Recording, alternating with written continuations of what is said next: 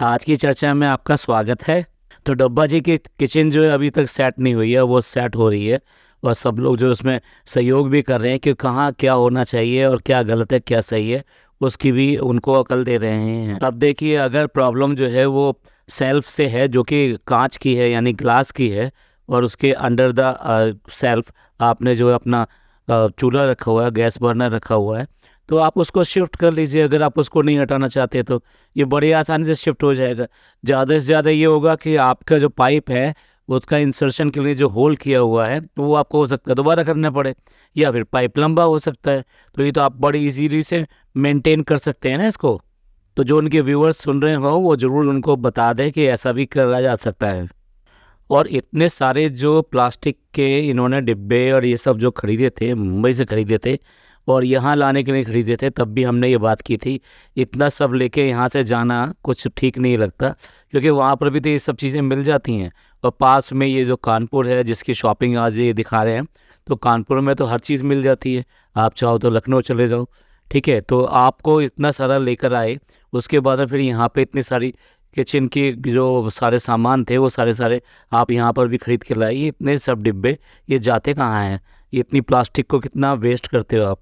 हमारे फ़नी भाई ने सुरीले तरीके से गाना शुरू कर दिया है, तो हो सकता है अभी ये ज़्यादा फरमाइश आती हो, तो इसलिए एक गाना पेश है सब लोगों के लिए। लेकिन ये जो गाना है ये गाना नहीं है, ये बेसिकली मुबारकबाद है लोगों को जन्माष्टमी की। भाई हमारा तो कहना ये है कि आप सीधे सीधे भी आप जन्माष्टमी की मुबारकबाद दे सकते हैं। तो ये बेसिकली क्या है, इंडिया इंडिया है और इंडिया के अंदर, भारत के अंदर सब तरह के लोग रहते हैं और सभी बड़े प्यार से रहते हैं। तो आप एक दूसरे को मुबारकबाद दे सकते हैं और सीधे सीधे दे सकते हैं। इसको इतना ट्रिकी बनाने की क्या ज़रूरत थी या कुछ चालाकी करने की क्या ज़रूरत थी? तो सीधे सीधे आराम से आप कह सकते हैं और सबको अच्छा भी लगेगा और बुरा किसी को नहीं लगता।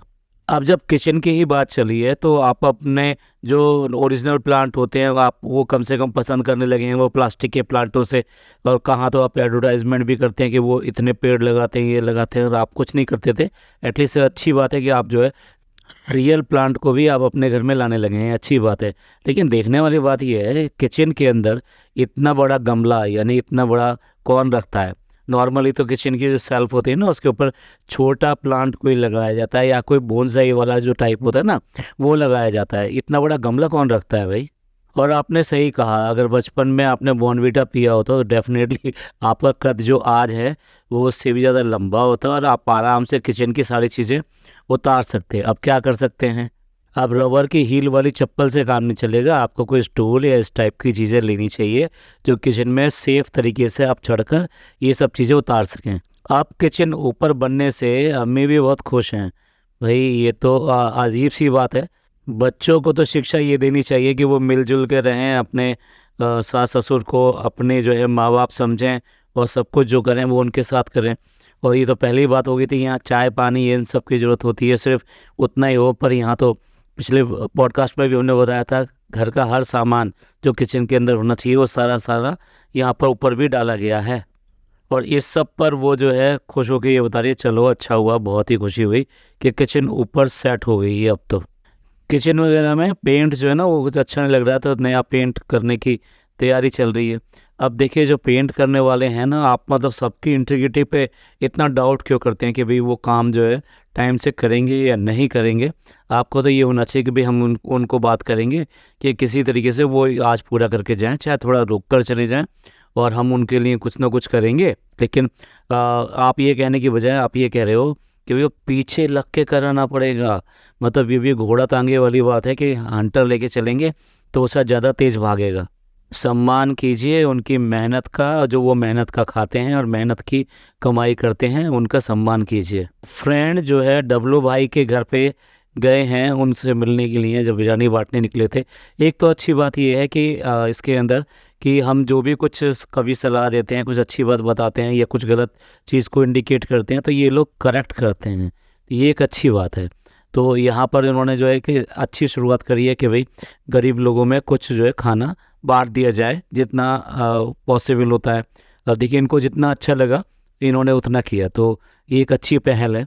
और सब लोगों को, जो भी लोग समृद्ध हैं, जो भी अल्लाह ने जिनको इतना दिया है, वो सबको ये सब काम करने चाहिए। तो हाँ, तो बात आती है कि जो डब्लू भाई के यहाँ पर आए हैं तो वहाँ पे एक छोटी बच्ची है जो लगभग जो है 10 साल के आसपास की है, 8 से 10 साल की है। तो वो बच्ची जो है चाय बना कर लेकर आई है, तो उसको बड़े अचंभे से पूछ रही हैं, अरे तुम तो चाय बना लेती हो। भाई देखिए, छोटे छोटे बच्चे घरों का काम खासतौर से लड़कियां करना शुरू कर देती हैं कब से। आपने नहीं सीखा, आपने नहीं करा, वो अलग बात है, लेकिन ये सारी बच्चियां जो है ना आज की डेट में मतलब सब अपने अपने घरों में छोटा मोटा इस तरह के सब काम करती हैं। इसमें कोई अचंभे वाली बात नहीं है कि वो जो है मून से जो अभी सैटेलाइट गया है ना उससे वापस आई है, ऐसा नहीं है। वो लड़की वो यहीं पे है और आपके आसपास ही रहने वाले सारे बच्चे ये सारे काम करते हैं। तो अब जब आपको छलनी नहीं मिली क्योंकि वो आपको चावल पसाने थे यानी चावल छानने थे, तो आप अदरक की तरह से वो भी नीचे से ले आती, इतना तो आप कर सकते हैं ना। फिर दूसरी सोचिए, जब ये सब चीज़ें नहीं थी तब लोग कैसे करते थे। लोग बाग कई बार मलमल का दुपट्टा लेकर आप उसमें चावल को पसाया करते थे। तो बहुत सारे तरीके हैं, अगर आपके पास में साधन नहीं है तो आप सोचिए कि पहले के लोग उसके लिए कैसे करते थे। आपको एक आंसर मिल जाएगा जो बेसिकली आपके कहीं आसपास ही होगा। आप कितना हेल्दी खाते हैं ये तो सबको पता है और हर बार आप दिखाते रहते हैं, तो वही नॉलेज जो है ना आप उसको दे रहे हैं, बहर को दे रहे हैं। तो अब देखिए कि उसको भी बताया जा रहा है कि मोमोज और ये सब जो है ना खा के ही खाइए।